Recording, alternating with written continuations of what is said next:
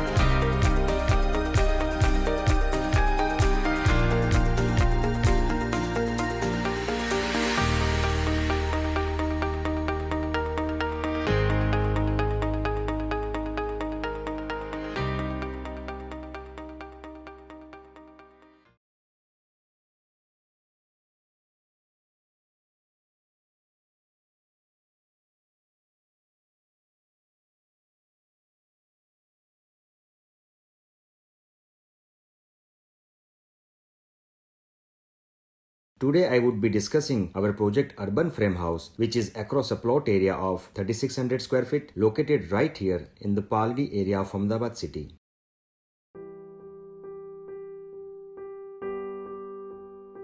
My name is architect PRASHANT Parmar from Shayona Consultant based in Ahmedabad. Client had a simple and clear brief of 4 BHK bungalow. They wanted the house to have a connection with the garden, plenty of natural light and lively interiors. As one enters the house, the built form reveals its frame facade closely. This concept of frames is introduced with intent to maintain the privacy of user. The planning allows for integrating a linear parking area. Since the house shares a common wall with adjoining bungalow on the south, a beautiful garden has been provided in the north. A hierarchy of 3 frames create an interesting mass of volumes. The ground floor is an exciting and cozy space with prudent openings. The first frame marks a refreshing entry to the garden as well as to the house with double height volume with fresh views of the garden and lots of natural light and air. One lands into a vestibule that gives a glimpse of the spaces leads to the drawing room. The drawing room opens to the views of garden and has a swift connection and a natural inspiration theme. The dining and kitchen spaces are placed opposite to each other yet allows significant visual connections with main entry and drawing room as well. What I love most about this house is a stunning family sitting with a huge void space above connecting the ground floor to the highest ceiling of the house. With the artificial vertical garden in its backdrop, this space becomes even more appealing and colorful. This volume creates a drama of light and shadows throughout the day across the interiors with the triple height window. The parents' bedroom is drawn towards the south and has its own garden with pergola. The journey to the upper level happens through the circulation facilities like the staircase and a lift placed towards the south. The first floor is brightly lit space with the natural light striking the passages that leads to the master and son's bedroom. The passage overlooks vertical garden wall and the family sitting below. The master bedroom expresses warmth of the wood and the combination of bronze mirror with white MCM cladding material and its significantly large size allows visual connections with the ground floor entrance and the garden below. An elevated garden facing west has been provided on the first level. Being enclosed directly by the highest facade frame, it becomes a double-heighted garden. The son's bedroom towards the south displays a blend of dark earthen elements. On the second floor, a guest bedroom and a compact leisure room is placed adjoining to a vast elevated party lawn. This terrace garden gives the user a chance to get closer to the ultimate height of the uppermost frame. The materiality of the house is vibrant in every space. Combination of stone, wood, Italian marble for flooring across the house and the contemporary furniture pieces add luxury and comfort to the spaces. This urban frame house is a unique combination of spatial planning, extensive spaces and expressive lights help visualize the dreams of our client. Thank you for watching and happy exploring our design.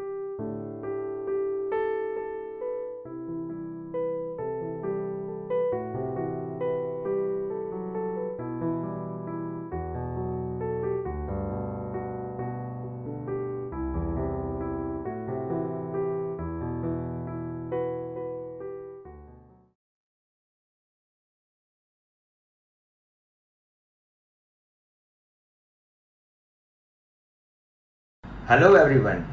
I hope I am clearly audible to everyone. Okay, great. I am very happy to see you all here. For me, meeting with students is always full of energy and full of enthusiasm.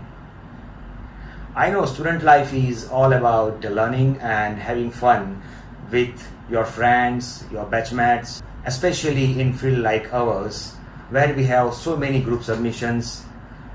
But also, student life is very much important to build lifelong career. Now talking about this, I feel nostalgia about my student life.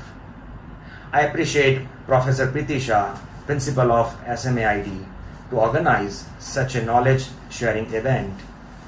Also, I feel lucky as she was my faculty during my college time 2 decades back. Being a student of SMAID, a reputed architecture and interior designing college, you all might be working with design concepts and developments right now. Actually, this will be very useful in your professional practice as well. All the respective faculties are very keen to give their best for your development. Today, I want to share my experience of over 20 years and my thought process. The process led me to this platform where I am right now, which I started when I was a student like you.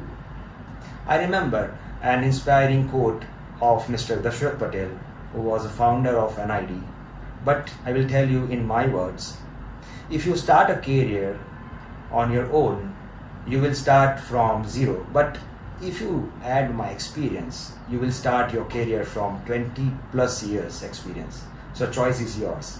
I would like to share some very important yet simple points which will lead you far ahead in your field. Now, first point is whom you are going to compete after completion of your study. That is with established architects, non-degree practitioners and beginners. Second point is things to be taken care of while studying in architecture for better architecture practice. Choose field of your interest. Utilize your vacation time with relevant architects and interior designers' office. Keep surfing references on internet and other media of your interest. Utilize your holidays in places of your interested field. Continue your thought process. This is very important. You need to continue thinking on your process. Personally, in my office, I don't hire any architects on the basis of their medals or certificates. Rather, I hire upon one's attitude towards learning. Now, third point is do's after completion of degree. Now, this is very important. In that, take 2 years of training with an architect. Acquire knowledge of architecture as well as interior designing, as both are two sides of one coin. Always intend to learn something from co-workers. For practical knowledge, visit under construction sites for better understanding of details. Visit material suppliers' showroom to get knowledge of different available materials in the market.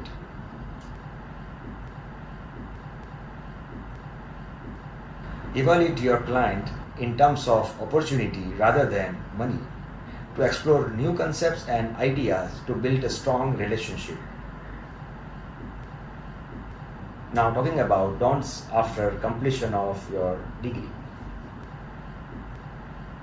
In the initial stage, don't get tense or inferior when you step out in the field. Don't opt for a larger firm. Rather, select a firm with 5 to 10 employees where you learn better by taking responsibilities. Don't imitate any architect style. Create your own identity. And most important is don't run after money.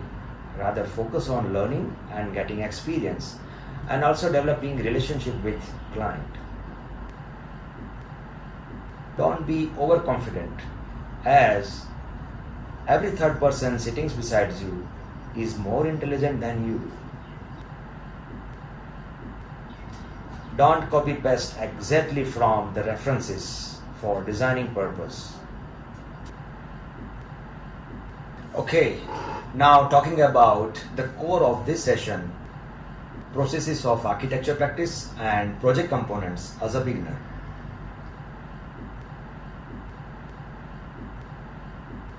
First of all, when client approaches to an architect, the following points to be taken care of are: discuss his requirements and understand his mind.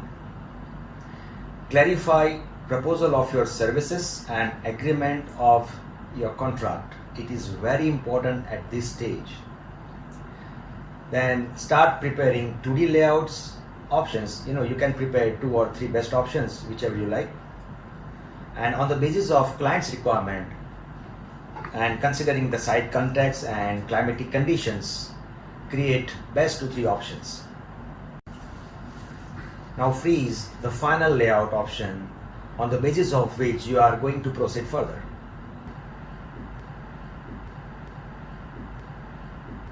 Now another important component is 3D visualization. In this, you need to prepare 3 to 4 3D options on the basis of final layouts to give clarity of your concepts and design to the client and to avoid any consequences in future. Finalize the 3D and work through and prepare working drawings on the basis of that.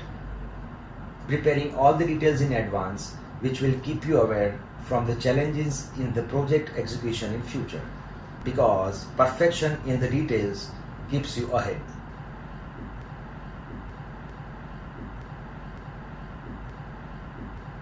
Now the next important component is PMC, that is Project Management Consultant.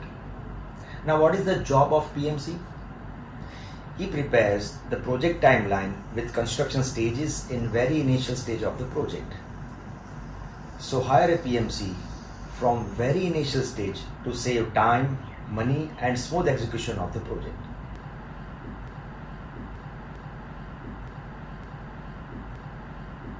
Next important component of project is structural consultant.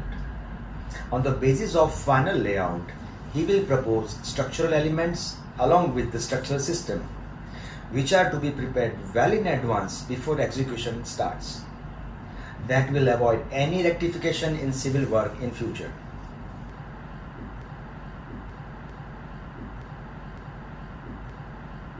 The next component is MEP consultant, that is mechanical, electrical and plumbing consultant. MEP consultant prepares MEP drawings for all the project, for mechanical, electrical and plumbing details, which we need to incorporate into our working drawings and details.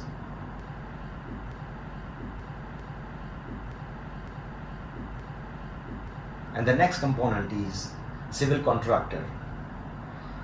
We need to hire a qualified civil contractor and explain the project in brief from very initial stage, and we need to give all the drawings and details along with all the MEPs and the working details, so that he can get the clear idea of the project from very initial stage.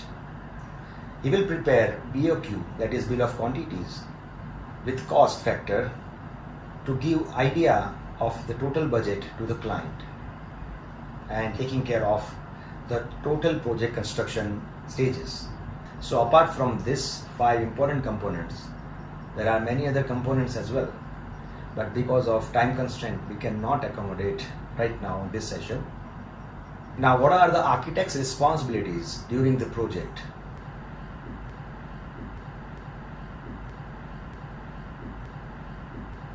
So in nutshell, architect is the key person who is coordinating all the agencies and consultants along with the client.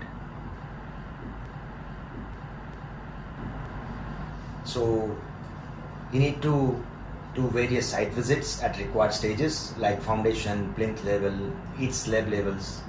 Those are very important. You need to develop your working system considering the international standard. On behalf of client, architect is responsible and decision maker to alter the agencies for the betterment of the project if they are breaking the timeline or giving poor workmanship. Selection of the appropriate materials available in the market with the competitive rates. Prepare a contract of agreement including the scope of work and all the terms conditions in the consent of architect and client both. A project timeline should be framed including the stages of site visits and payment stages for the smooth execution of the project.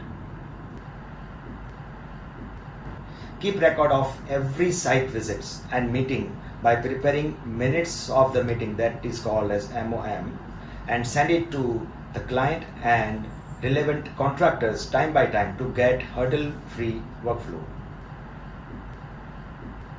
Generate autopilot system in the terms of management to run projects smoothly. Now, concluding this session, many clients have built the impression that there will always be some big or small changes during the construction stages, due to which clients have to bear unexpected expenses with delay in completion of the project. The main reason behind this wrong impression is because every architect is not that keen about his details and concepts that are needed right from the initial stages. જેમ કે 3Dમાં બતાવ્યું હોય Mercedes અને છેલ્લે ફ્રન્ટી મારુતિ ફ્રન્ટી બની જાય, અને ખરેખર મોટાભાગે આવું જ ક્લાયન્ટ ફેસ કરતા હોય છે. So now what is our responsibility? Now our responsibility is to change this impression, and that's why I'm sharing my thoughts with you, because you all are the brighter future of the society. So the real challenge for any architect is to deliver the result the same as they have proposed in the initial stages of the concept and 3D modeling. The architect should be clear about all the inputs they are needed in the design and detailing from the initial stages, keeping his or her thoughts process continuously. Let me show you some of examples from our projects in which we have delivered the same result that we have proposed in the initial drawings. Number one is step cube house.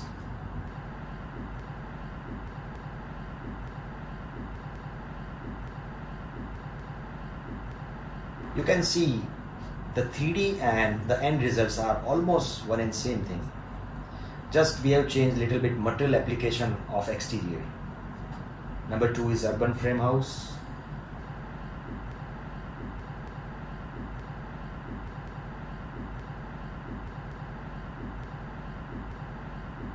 Urban cuboid house.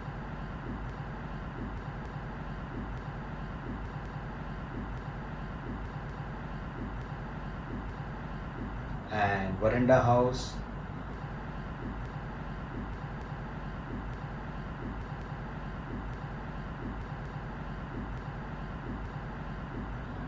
These are the few samples of our project. So you can see it is very difficult to achieve the same result which he has proposed in the initial stages. These are the important tactics to work on national as well as international level. This is how I do my practice and getting successful results. It is a proven method of my 20 years of professional career. I have shown you a key to manage any project smoothly. Now it's your turn how you adapt it in your practice. And I'm sure by adapting proper methodology and management in your ethical practice, one can always achieve good name and fame along with a respectful position in architecture field in the society. My special thanks and regards to the students and all the attendees. So my best wishes to all of you for your brighter future, and my specially thanks to SMID and especially to Professor Priti ma'am for giving me a chance to share my experience here. Thank you so much, and thanks a lot.